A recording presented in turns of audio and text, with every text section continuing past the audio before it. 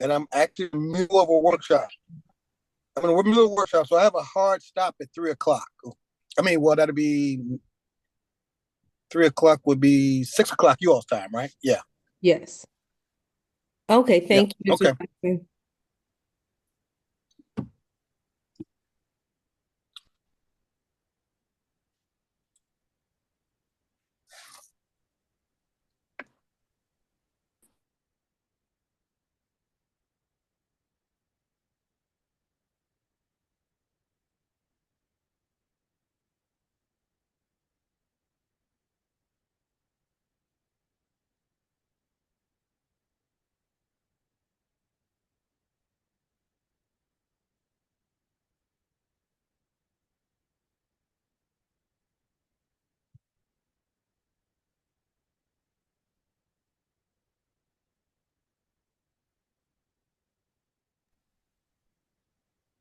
Hi, everyone.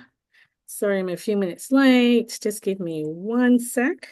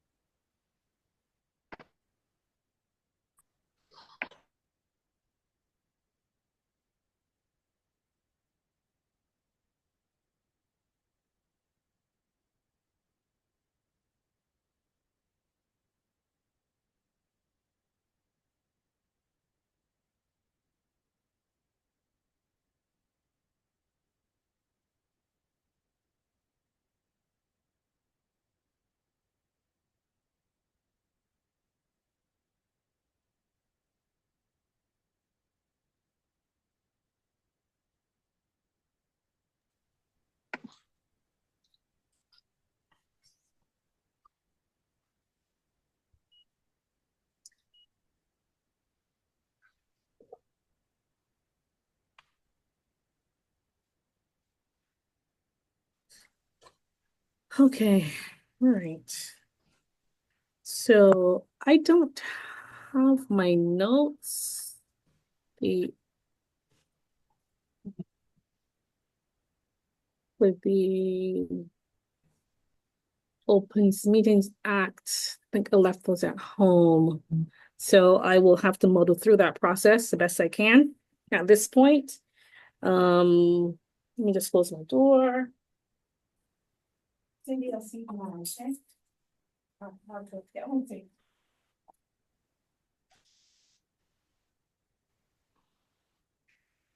All right. Good evening, everyone. Let's see who's here. Owens. Let's see. Eric is here. Eric, Allison, Anissa, Sharifat, Donna, Eva. We need. Okay. All right. Um. Good evening, everyone. I would like to call to order the special board meeting of Hope Tolson. Today is Wednesday, March 5th, 2025. I'd like to start off with a roll call. Um, Eric Johnson. Here. Thank you. Anissa Bailey. Here. Thank you. Allison Barr. Here. Thank you. Sharifat Balagood. Here. Okay, thank you. Everyone is in attendance. And board members, we have today's agenda to approve. May I have someone to approve today's agenda? I move to approve today's agenda. Sharifa. Thank you. May I have a second? Second. Thank you. And also, sorry, Christina, I can't see. Approval of the board minutes from February 20th, 2025. Yes. we do have to approve the minutes from the February meeting. Does anyone have any changes or suggestions for that meeting? No? All in, so the minutes from the February 20th will be approved. Sorry. All in favor, say aye. Aye. Aye. Thank you. Nays are abstentions. No, so the meeting minutes are approved for February 20th. Great, okay. All right, so let's jump into new business. So we're discussing the charter review process. Thank you for being available for today's meeting. I know it was short notice. And we try to make this as worthwhile as possible. I just have a few things to say. So this meeting is where we need to really talk about finalizing our response to the Charter School Board. And that response is due on Friday, March 7th. We had a call with them last Friday to kind of walk us through the report results. And unfortunately, it's a short turnaround, but I think we can get a response to them as needed. In the response, I'm sure we have to establish immediate and long-term steps to move Hope Tolson forward. Especially with the testing window just a few weeks away, I think 6 to 8 weeks from now. And just as briefly, the reality that we face is that in this 5-year charter review, the Charter School Board makes it really clear that in the 24-25 school year, we must at least partially meet our goals. And then by the 25-26 school year, we must substantially meet them as well. There doesn't seem to be a lot of wiggle room there. So how do we ensure that this happens? We need to have an aggressive plan as we move forward. I also want to point out that, with the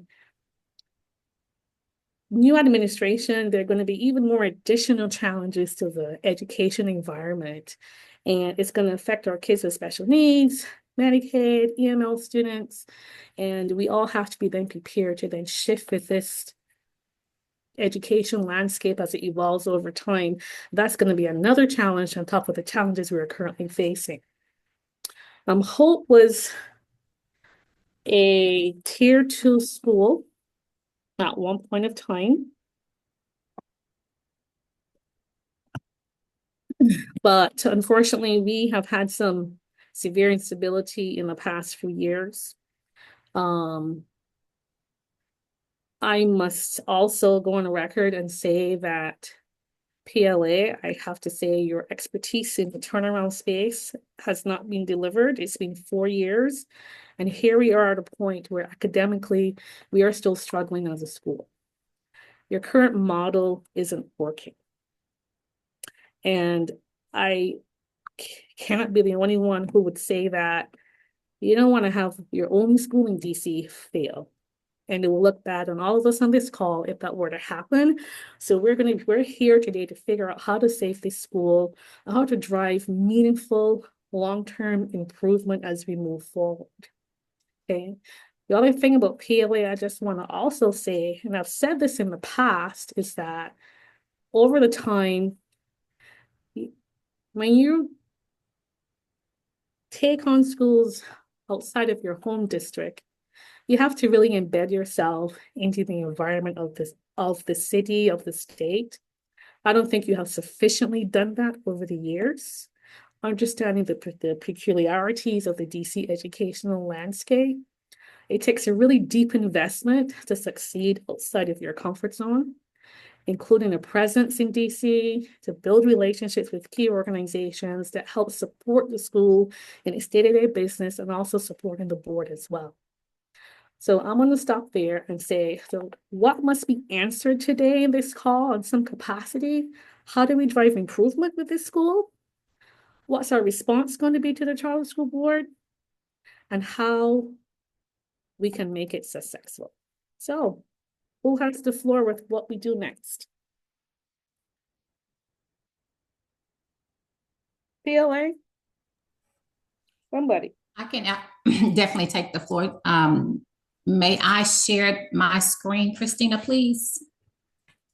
Yes, absolutely. Just one moment. Okay. You should be able to share. Okay, thank you.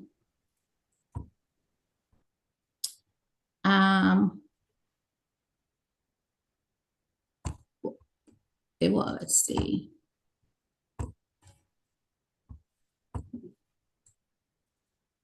Okay, so what I wanted to share is essentially the short version of the academics and what was graded, how we are where we are right now, and the pathway that we will continue to move forward to essentially be able to continue the charter. So in 23-24, there were 3 pathways. I know we've talked about this: pathway B, pathway C, pathway D. And what I like to show you is where we were rated in each pathway for the school year. In pathway B, here are, let me skip to 4. Okay, here are the 7 goals or measures that we had to accomplish. We had to beat the state. And as you can see, if we start with classroom organization, we needed to be above a 6.2. In 22-23, we were over a 6.2. 23-24, we were not. In 23, we were rated substantially, that we substantially met the goal. Last year, we were rated as partially meeting. Same thing for emotional support.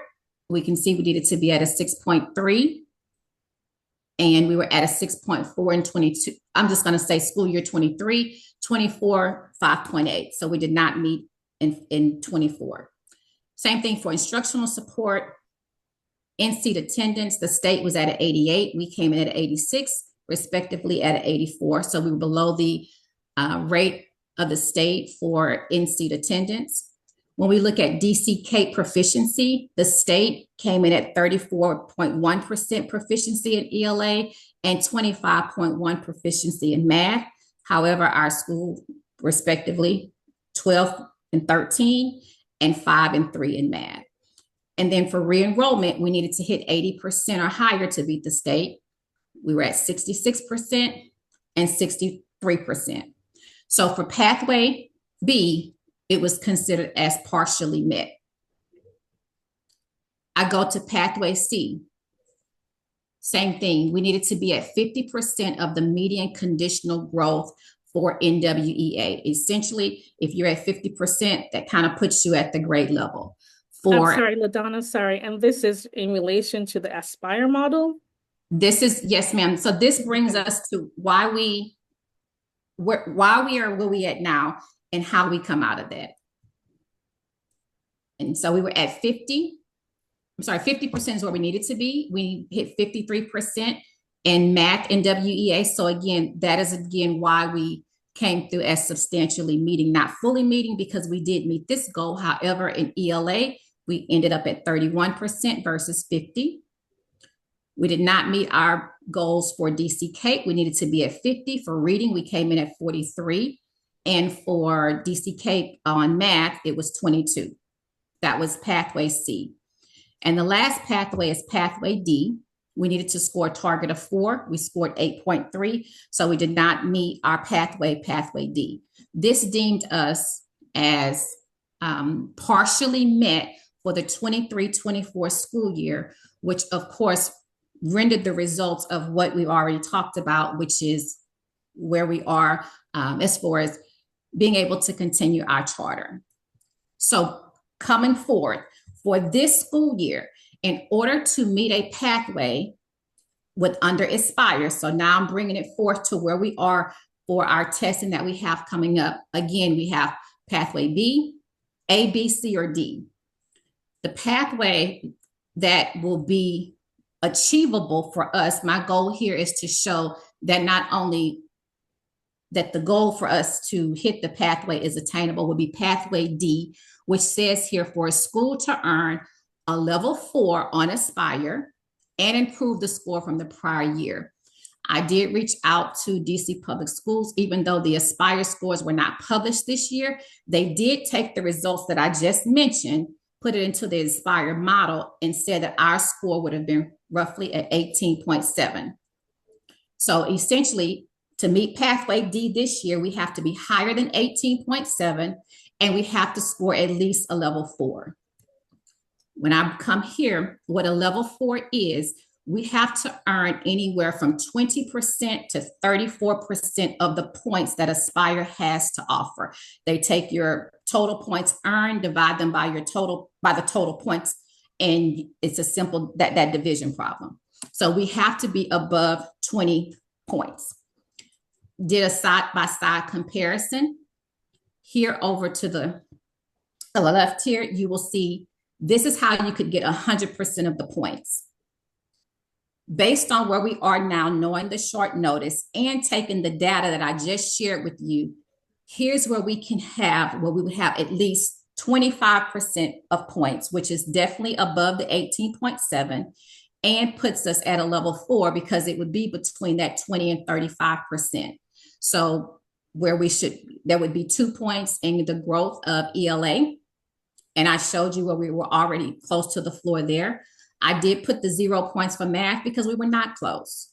As far as growth to proficiency, again, we had partially met there. So instead of the full 9 points, I predict us to be around 3 points in those 2 areas.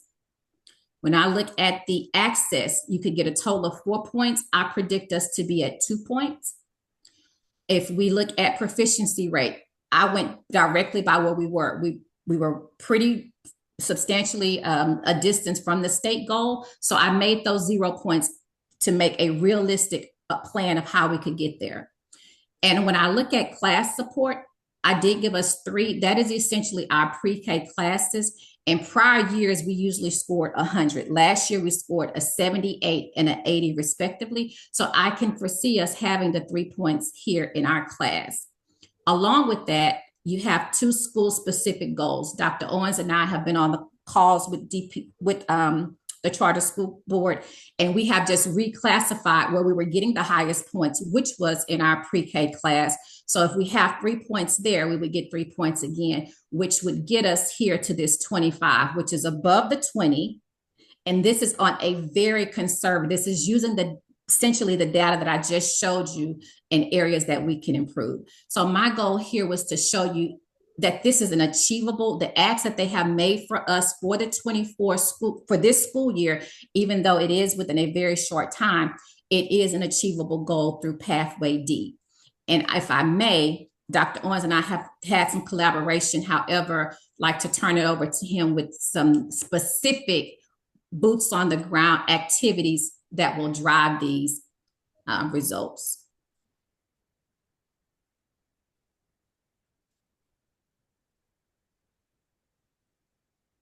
Is there a planned response? Are we responding to? So after I went through the data, as I read it, should be a response if we did not agree. Everything that they stated in the final report, and they provided the data for it, I was able to go back and track the data to be true. So there was not a corrective piece of information that I could foresee. And I did get with Mr. Owens as well and Gina from the charter school board, because everywhere that they gave us a score, it was data to back it up. And so there was no discrepancy in the report. And just to clarify, I think what you're saying, so if we hit 25 on the Aspire points, and we have some agreement from the charter board that would actually they're substantially meeting a charter goals policy. Correct. So here we are. We would use Pathway D, and I'll go back right here. Pathway D, and maybe if I put this in, I'm sorry, our faces, I was not in slideshow. I can make this bigger. Okay, here we go. That maybe could help. So the different pathways. Okay, my screen has.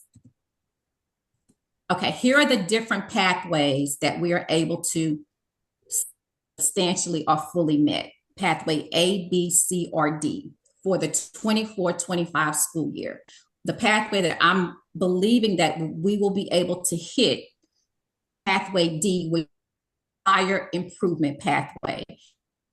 for a school to earn a level 4 and in their school from the prior year.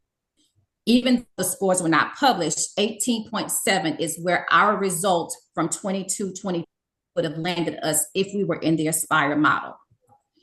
It shows here that in order to have level 4, you have to score between 20 and 35% or the points.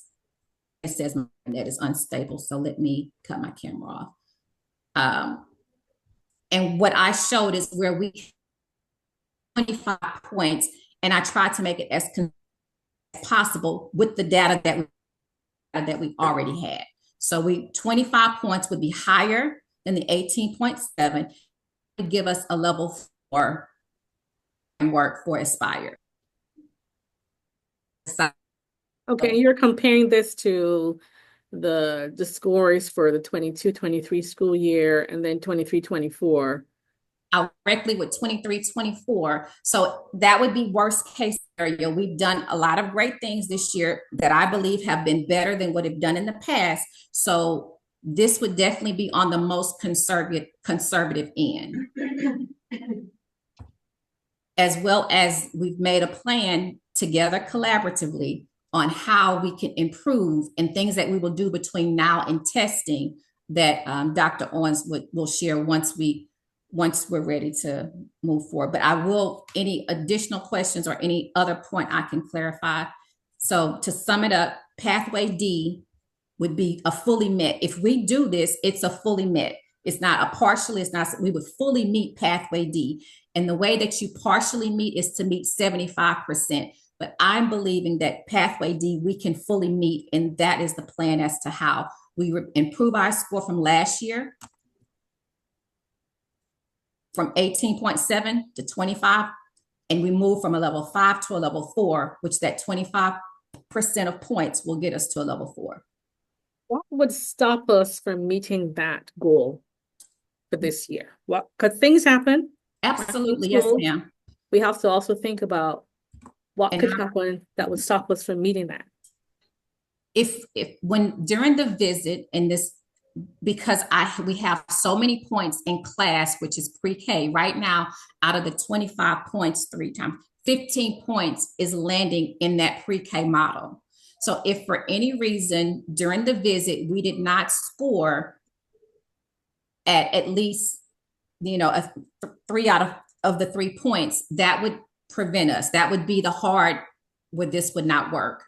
Again, I pulled up, I had Charlie give me 21, 22, 23, 24, and 21, he did explain to me, was not a tested year. So the past 3 years, 2 years we scored 100. Last year was the year that the score dipped to the 80s and the 70s.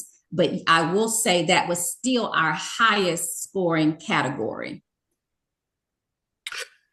And we don't really have to score 15 points, because basically if we get a total of 21 points, so the goal is to try to make 25 points. We would get 1 point above, we'd still be in a low 4, but we still would satisfy. But we don't just want to be barely getting it by 1 point, just barely skimming through. Okay. So what does that, how does that translate then?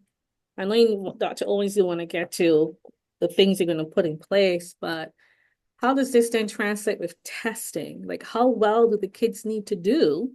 Because testing is just as important, right? There's a separate bucket. How does that reflect into this?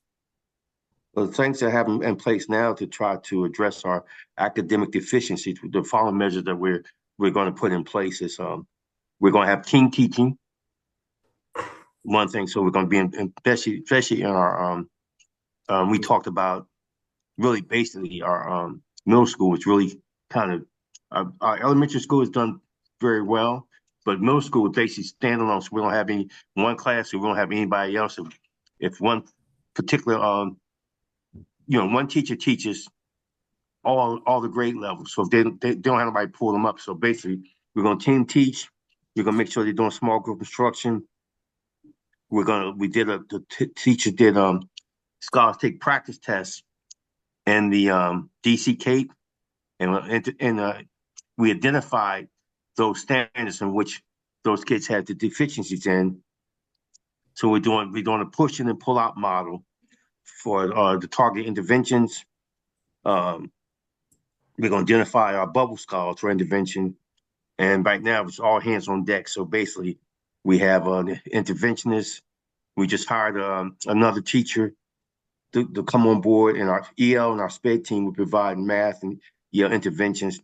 We also have tutoring during lunchtime and after school. And I have proposed today in our meeting to do a Saturday academy and try to identify our kids and try to have some type of incentive for the scholars to come as well. And we have the teachers teaching on the Saturday. So basically, for these past, really, it's 6 weeks, really, it's 3 weeks before you actually start testing. So everybody, if I'm going to even be in there doing intervention. So everybody in the building has a part to make sure that we're going to touch our kids several times a day for interventions. We're going to take 30 minutes out of the social studies class as well, and we're going to do interventions working on math and science. I mean, math and ELA. Also, and the teachers are aware of where we are, so that they are on in terms of with the charter review, so that they understand the importance of the extra that needs to go in for the next couple of weeks, particularly. I'm all about transparency. They're adults; they should know on some level. We had meetings with the teacher. They're very aware of it, and I told them that this is survival time. This is if we want to keep our jobs, this is what we need to do. Which actually, I want to break in right there at that point, Chairperson Smith. Now, my comments are not, what I'm about to say is not really for Ms. Johnson or Dr. Owens. This is for the rest of the board. I appreciate the strategies that Ms. Johnson and Dr. Owens has presented to us, but I think Anissa has served, and I think I said this to you, Chairperson Smith. Anissa's really been good on this point. She's been our conscience. And here is our reality. Anissa said some things that we all believe, but she said them. And that was that what happens to young people in school has very serious implications for their entire lives. I know I'm sitting on this call because of my education. Nothing else gave me an advantage. I was the kids that go to Hope, right? The only reason I'm all over the world, all over the country is because of my education. And I'm not sure, even if we meet the floor that Dr. Owens and Ms. Johnston have laid out for us, I'm not sure that I find that satisfactory. Meaning this, I'm not criticizing Phalen right now. That's not what I'm talking about. I'm talking about we have a school where the scores have been bad for a long time. And we cannot, in good conscience, continue to piecemeal this together. It's not right. It's unfair to the kids. It's unfair to the system. And we got to have some honest conversations in public, in front of people, saying, what do we want to do? Particularly now that Dr. Owens just mentioned that the teachers know it's survival time. This is also the time when schools begin their hiring processes. Schools typically start in this March, April, and they go until they can get whoever they can get. I'm saying it to say, we have, Chairperson Smith, you mentioned in our last meeting a question that I don't feel like we satisfactorily answered. You asked the question, given what we see in our numbers, should this school exist? I don't know that I heard anything that really pulls my heart to yes on that. It's not that I don't care about the school. It's not that I don't care about the kids. I spend my life doing this. But we have to be honest about this. Even if we met the floor that Ms. Johnson laid out, I don't know that we are meeting our obligations to the kids in the ways that we need to.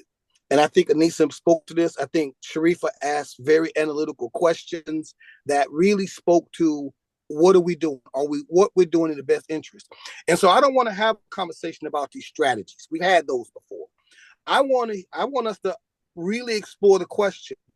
And Alice, I'd really be interested in your thoughts on this. Should the school exist at this point? But we all have to say yes to this. We are either all on board or we're not. But we cannot be in any way inconsistent. If the answer is not unequivocally and absolutely yes, then that means no. And I'm saying it out loud because we have to. In thoughts from the board. Yeah, Eric and Carrie, if you can help me. Go ahead, Sharifa. You went back on mute.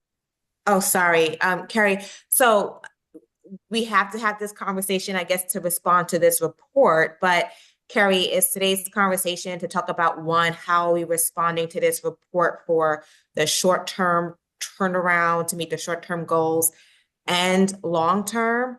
Or is it just to focus today, right now, on the short-term plan? Well, we have a scheduled meeting with the Charter School Board on March 17th, which I have to show up for. Okay. So does Yeah. Dr. Owens and LaDonna, and we have to answer whatever questions they're posed about this. Their recommendation was to continue the charter, but with conditions. And the conditions were we have to meet our goals, and it's 2 years to do that. You know, the DC Charter School Board right now is, from what I understand, there are quite a few schools that are going to be on the chopping block this year, right? Whatever they're doing, they're tightening up, it seems. And I don't want us to be one of those schools. But what we have been doing is not working. Yeah. And Exactly. they're, you know, I'm all for a fight to the very end, but it has to make sense to all of us. As am I. To be And- quite honest, right? Indeed. But the priority right now, we have to be ready to respond, to attend this meeting on the 17th and respond however we need to. That's the first priority right now. And that will keep us going for what? Let's say we have the plan that Ms. Johnson shared, Ms. Johnson and Mr. Owens shared, that will keep, if approved, that will keep us running for how long? Because I do agree, Mr. Owens used the word survival. At this point, it is just survival, which is sad, but how long do we have to survive under this plan if we agree? So the following year, we have to do even better for the Okay. next school year, right? So that's what was laid out in front of us, Okay. essentially. Okay. So with the plan that Mr. Owens and Ms. Johnson just shared, what are we going to do? Right. So I guess those sound okay, I guess, but what are we going to do to make sure that we are meeting the standards before, right, an actual exam? Are you doing testing, like on your independent testing? Like, is a school going to be doing monthly testing, right? Because you need to make sure that the measures you have in place are actually working. So that if they're not working, you know, to pivot. You can't find out that they're not working during examination time. That's not the time to find out whether your methods are working or not. So Right. what are you doing to check the quality of the efforts you have to put answer in? your- Dr. Owens just shared that they're going to be actually doing the, thank you, Sharifa, great questions too. But one of the We things, are. Dr. Owens, they're actually going to be giving the kids, putting the kids in test modes earlier than probably usual, right, Dr. Owens? Yes, and we're Give doing them practice testing. and familiarity with the K that's coming up soon. Yeah, we're doing testing, daily testing. We're teaching to the test. We're doing daily testing, getting our scholars used to test, used to the questions, getting their stamina up. Every time they take a test, we can look at the standards, find out what the deficiencies are in each standard of the DCK, and we're going to address some standards. So every time they take a test and we look at this deficiency in whatever standard, we're going to address that standard. When they come deficient in that standard, then we're going to address the next standard. But that's what we're going to continue to do until we start testing. Okay. And also, I mean, this is also a time that, you know, school year is almost done. We're asking teachers to step up a little bit more. I would love to see a Saturday camp come up to offer to kids and parents, just to get them ready to do the testing. We got to be committed to get through this process at this point. And we can share with the board the DC Cape intervention models if you need to see it. We can send that to you in ELA and math. I will say this. I know that I'm different from other board members, but I do this for a living. What I heard today were shifts in tasks, shifts in goals, and those kinds of changes can and do result in short-term increases. Right. But long-term increases are not done like that. You have to have cultural shifts. You have to identify values that are important, that move and a group of people with a shared vision and a shared sense of purpose to a determined outcome. I haven't heard that today. And I'm saying, absent that, we're going to do this again. We have to, I'm not backing away from the question I'm posing, y'all. I don't care how uncomfortable it makes people, because this is too serious. We have to decide whether or not, because if we just do more of what we've been doing, we're going to get a great deal of what's been going on.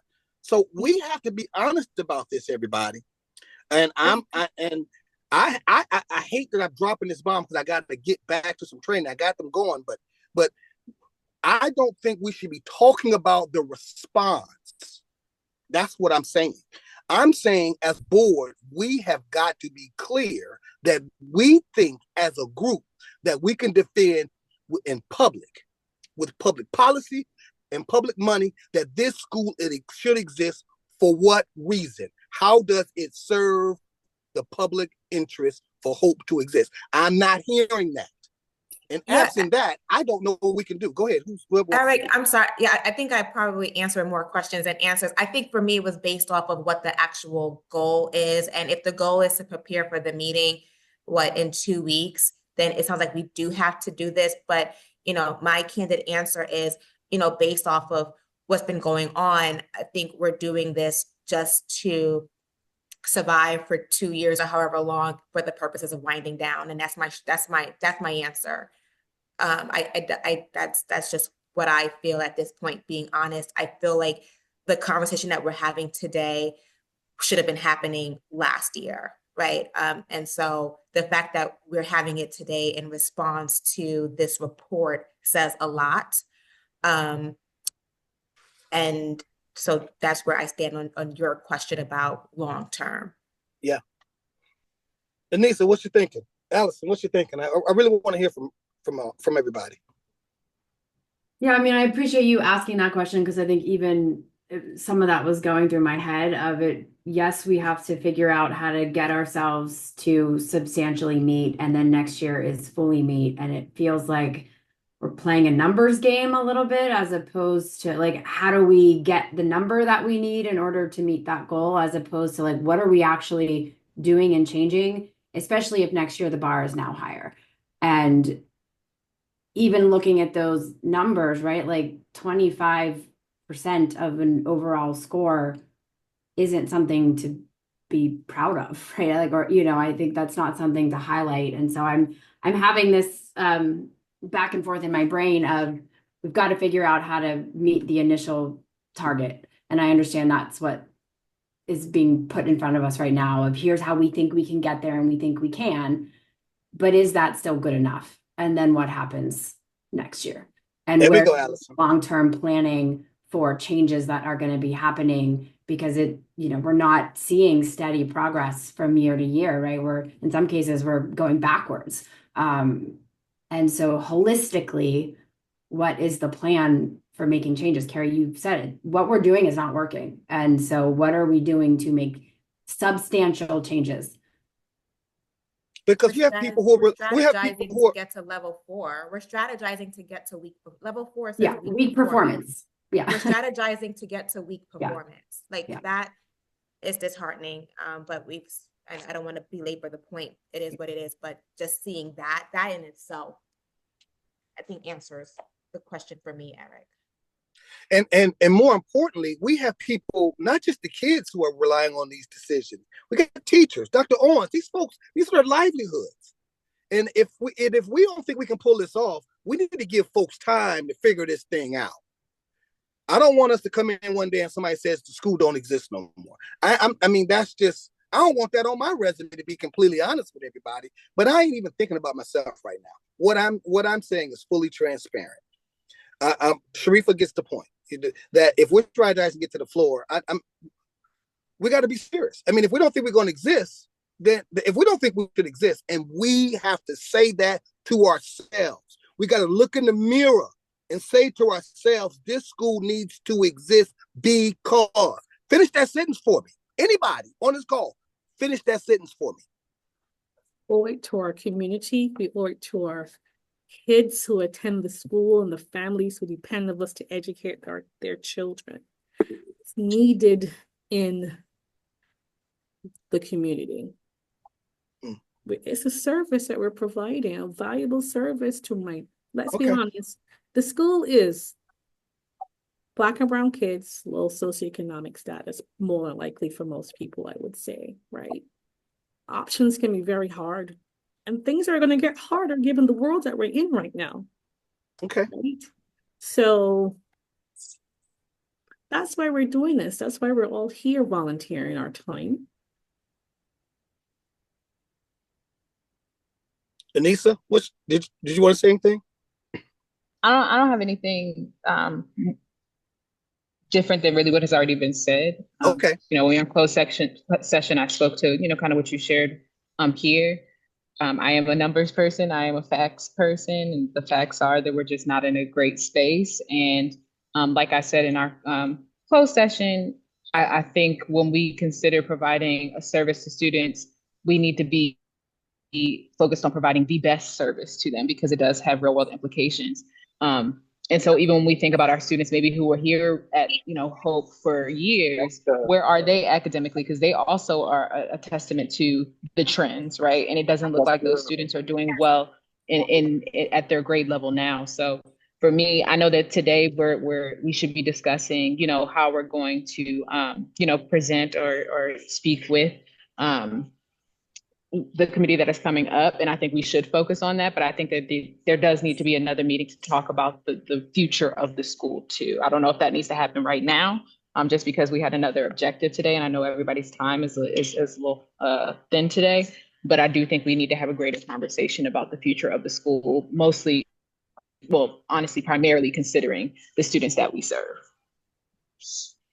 Now, to that extent, we're not going to solve that challenge today in this meeting about the response, but we can schedule another meeting with a smaller group of people whose responsibility is to develop the response and then share that with the board. But we don't need.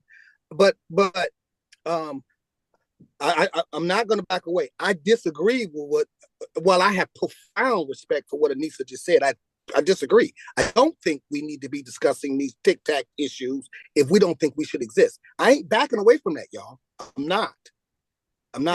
I appreciate your viewpoint, Eric. I respect in it. the same place as you. Anyone from PLA has anything to add to this meeting? And any comments, anything to tell the board? I definitely would like to add additional, because what I heard was what was presented today actually is just a Band-Aid. It's that to keep, and what you would like from me and my team is what's the long-term goal. So I definitely can go back and present that. Today was to try to show how we can get past step one. There was a step one, which is the first hurdle, which is what we needed to do for this year. Then step two, we have to then step it up to fully. What we're doing today won't get us to fully. So we'll have to come back with another plan to make that fully go. Once we hit that, because I'm going to go ahead and claim it. And to finish that sentence, Director Johnston, you said why? It's because our kids deserve it. That's the long and short of it. The kids that we service deserve to have the best service. Do not disagree with that. And so this is a plan for step one. And like I say, there were 3 different areas, and they had a year 2. We have to come up with a different plan. What we're doing now, what I just presented to you, will not get us to year 2. So I will need to come back with another plan. We will have to come back to the table, but I will say we were just the short window of 6 weeks, because I don't want anyone to believe that me or anyone on the team believes that weak performance is acceptable, because it's not. It's not. But coming from where we're coming from, it's a step by step, and that is the next step, which is the week, and then from there to move forward. So that is what I have to say, and I definitely will continue to, we'll work. And Dr. Wants to say he will be right back to what will that look like. Once we cross this hurdle, we can't wait till the year starts. We will have to start thinking about that soon as the summer comes. What will we need to implement? Will we need to come to the board and offer new positions? We met today to ask for some money, President Carey and Eva, for our Saturday school. How can we have to make it attractive? I can't say I'm gonna pay you $50. No one's driving back. I'm gonna have to make this something that teachers want to come, drive back to the school. It's one thing to stay after school because I'm already there, but to come up on a Saturday. So I do have an email that needs to go out today to approve so that we can start Saturday school as soon as possible. Even if it means you have to take it out of our fee, then that's what you do, because this is important right now. Right, it's non-negotiable at this point. What we have to do, and I'll say, this is what year of our contract? 4 out of a 5-year contract. We should not be having this conversation today. Yeah, and Carrie, you mentioned earlier, about the dissatisfaction and disappointment with PLA performance, and I really wanted to use the report that we are reviewing today as an example of that. I think aside from I'm going to call them tactics. I'm not even going to say that they're strategies. The tactics that you developed to address the issue, there is an issue with strategy and being able to be strategic at PLA and using data to inform your strategies. And that's something that I've observed for some time. Even the fact that I think last month's meeting, we should have had the conversation being prepared to get this report. I think the question was asked at that month, how do we think we're going to do? And the response that we got, I believe, was somewhat optimistic. I'm not sure what was driving that optimistic. If you have data, right, you know generally what you're being assessed about. Or assessed on, and how we're being performed, how you're performing. And I think that's just an example of what's missing here, right? Is how is the data that you have driving decision-making and driving the development of solutions, driving strategy. We're having this conversation today, but there was nothing stopping us from having this conversation 6 months ago, 3 months ago, even last month, because we have the data. It's just not being used. It's not being relied on. And to be quite honest, sometimes it feels like it's not being reported on during our monthly meetings. We have the data. Your data needs to inform strategy. And I think today's report shows that as a deficiency. We're not looking at our data to inform strategy.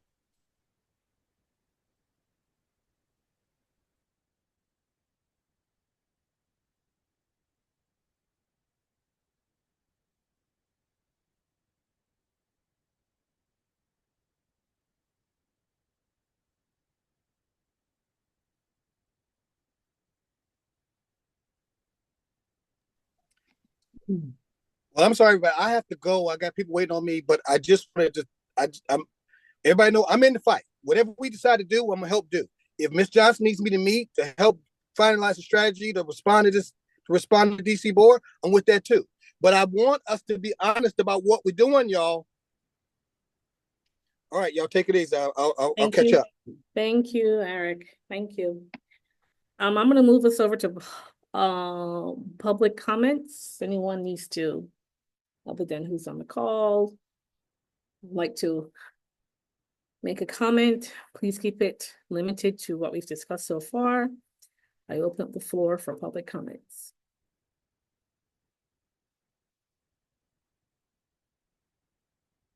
Okay, no, okay. I would like to move the board to closed session for a brief closed session to discuss matters of contracts, personnel related issues related to the school. May I have someone vote to take us to closed session? I move to take us to closed session to discuss legal, contract, and personnel issues. And may I have someone second? Second. This is Thank Anissa. you. All in favor, aye? Aye. Aye. Any nays or abstentions? No.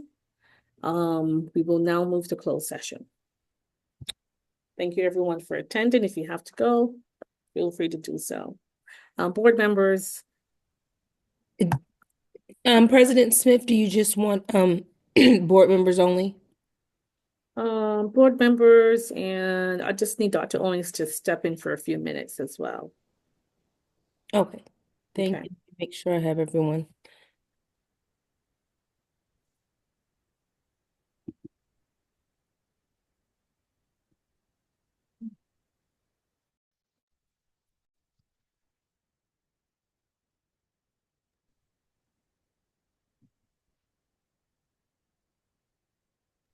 See you in email. Have a great evening, y'all. Okay, have a good one. Bye. Thank you. Bye. Thank you. All right, exit.